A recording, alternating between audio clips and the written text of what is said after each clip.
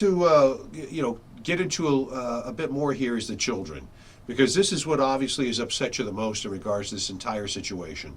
As you said, you're concerned about the fraud, but that isn't your biggest concern.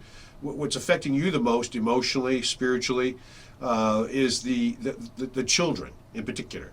Adults too, but the children in particular. So maybe you could start off with the story about KC, and then we can talk about a bit more about the referrals, in particular the OHP kids, because that's who they mostly dealt with, it seems like. And you can correct me if I'm wrong on that. But let's talk a little bit about Casey, that little girl. You alluded to her a little bit earlier. Go ahead.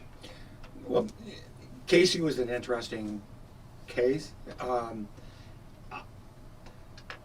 Where I really became aware of that was back in 2000 and I want to say it was 11 or 12.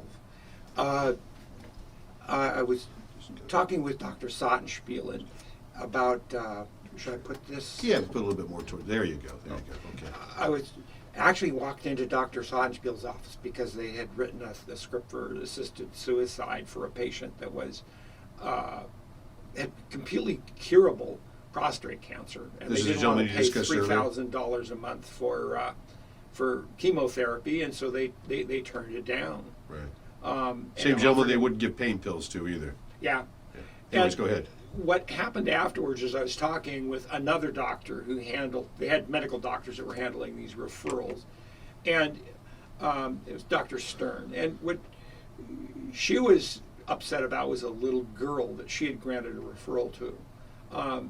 And this little girl, she's popularly known in the press as Casey Shore, but that's not her real name. I know her real name, and I got all of her case records again. And this little girl was 3 years old, and she came down with she had an infection of her colon.